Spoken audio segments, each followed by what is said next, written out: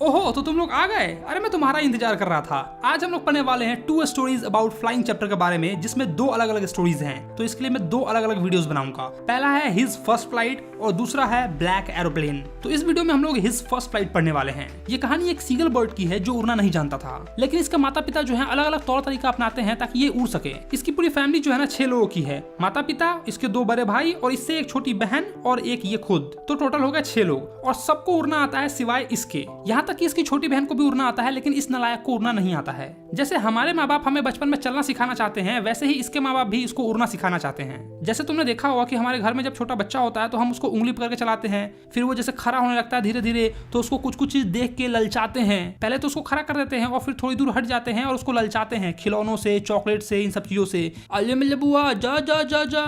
तो ठीक उसी तरीके से इसके माँ बाप भी इसको ललचाते हैं। चलो पूरी कहानी में सुनाता हूँ, बहुत ही इंटरेस्टिंग है, मजा आ जाएगा तुमको। ये यंग सीगल जो होता है माउंटेन के लेज पर होता है। लेज मतलब यार माउंटेन का ये हिस्सा, ये जो छोर देख रहे हो तुम, इसी को हम लोग बोलते हैं लेज। इस माउंटेन लेज पर इसके 2 बड़े भाई और इसकी बहन भी होती है, जो एक दिन पहले ही उड़ के जा चुके हैं। और ये बेचारा यहीं पे रह गया क्योंकि इसको उड़ना ही नहीं आता है। ऐसा नहीं है कि इसने ट्राई नहीं किया, ये भाग कर गया था एज पर और पंख फरफरा के उड़ने की कोशिश भी की, लेकिन नीचे देख के डर गया। नीचे बहुत ही गड्ढा था, बहुत ही गहरा गड्ढा था, मीलों लंबा गड्ढा था। उसको इस बात का डर था कि शायद उसके ये छोटे पंख जो है ना उसको नहीं संभाल पाएंगे और वो नीचे जाकर गिर जाएगा।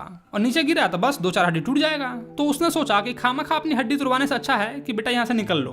और वो वापस पीछे हट गया और लेज में एक होल था, उसमें जाकर बैठ गया चुपचाप, जहाँ उसने पिछली रात गुजारी थी।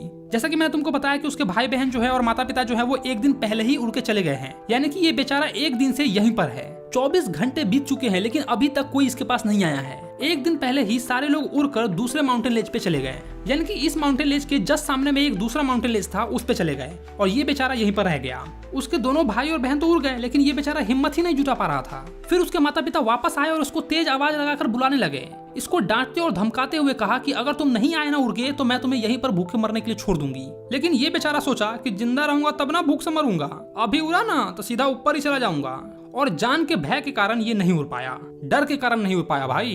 उनके माता पिता उन्हें उड़ने की कला सिखा रहे थे, लहरों को छूकर कैसे निकला जाता है वो सिखा रहे थे, मछली पकड़ने के लिए कैसे गोता लगाया जाता है ये सिखा रहे थे। दरअसल सही बताऊं तो उसके बड़े भाई ने पहली बार हैरिंग मछली पकड़ी थी और इस बात से सब लोग खुश थे। और वो उस मछली को एक चट्टान पे खड़े होकर निगल रहा था, यानी कि खा रहा था उसको। और उसके माता पिता गर्व से सीना चौड़ा करके कुरकुर कुरकुर कर रहे थे, यानी कि अपनी बर्ड वाली आवाज निकाल रहे थे, कू कू कू, ऐसा ही कुछ निकाल रहे थे। अपने बेटे की ये कामयाबी देख के ना उनका सीना एकदम चौड़ा हो गया था भाई।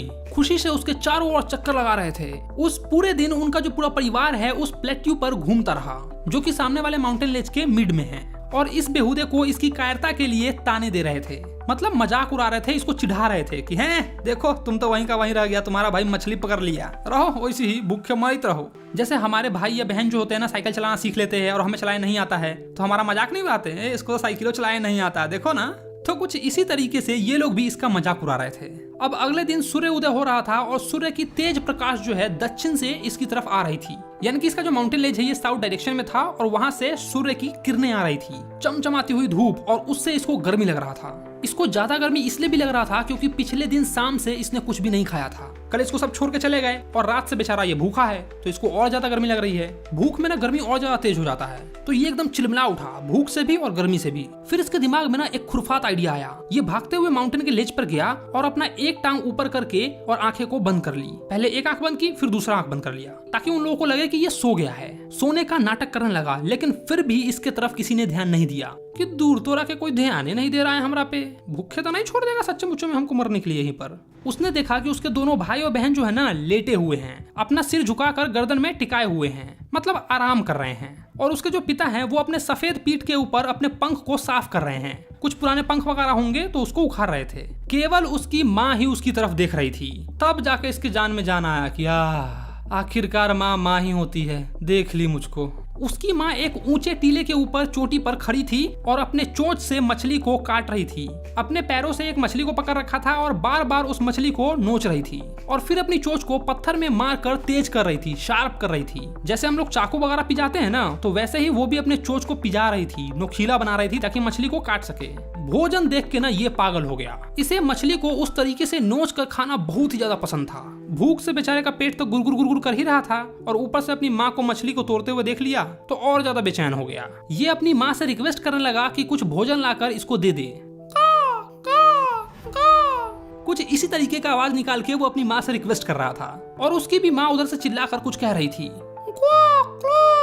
मतलब अपने भाषा में उसको कुछ समझा रही थी, शायद मना कर रही थी, उसको कह रही थी कि तुम उड़ के आ जाओ यहाँ पर। लेकिन ये बेचारा दुखी होकर पुकारता रहा। लगभग 1 मिनट बाद वो खुशी से चीख पड़ा। उसकी माँ मछली का एक टुकड़ा लेकर उसकी तरफ आ रही थी तो ये एकदम खुश होकर पैर को थपथपाते हुए आगे की ओर झुक गया कि इसकी माँ आएगी और चोंच में मछली को दे देगी तो ये अपना पेट पूजा कर लेगा। लेकिन इसकी माँ उड़ के इसके पास तो आ गई लेकिन एकदम नजदीक नहीं गई, थोड़ा सा दूर खड़ी थी। पंख को एकदम शांत कर लिया और खड़ी हो गई वहीं के वहीं। और ये एकदम हैरानी से एक पल के लिए सोचने लगा कि इसकी माँ और नजदीक क्यों नहीं आ रही है। उसकी माँ की चोंच में मछली था और ये बेचारा बहुत ज्यादा भूखा था। भूख भाई इसको बर्दाश्त नहीं हुआ और ई जो है ना लपक पड़ा एकदम। फिर तेजी से चिल्लाते हुए वो नीचे की ओर गिरने लगा और तभी भय ने इसे जकड़ लिया। इसका दिल रुक गया, इसे कुछ भी सुनाई नहीं दे रहा था। लेकिन ऐसा सिर्फ 1 मिनट के लिए ही हुआ। अगले ही पल उसको लगा कि उसके पंख जो है ना हवा में लहराने लगे। हवा उसके छाती वाले परों के साथ टकरा कर निकलने लगी, फिर उसके पेट के नीचे से और उसके पंखों से टकराते हुए निकल गई। वो ये सारी चीजें महसूस कर रहा था। उसके पंख हवा को चीर रहे थे और अब वो सिर के बल नहीं गिर रहा था। वो धीरे धीरे नीचे की ओर बाहर को उड़ने लगा। मतलब वो गिर तो रहा था लेकिन सर के बल से नहीं गिर रहा था। अब वो हवा के साथ लहरा रहा था। उसे अब बिल्कुल भी डर नहीं लग रहा था। उसे केवल हल्की सी घबराहट महसूस हो रही थी। फिर उसने अपने पंख को एक बार फरफराया और ऊपर की ओर उठ गया।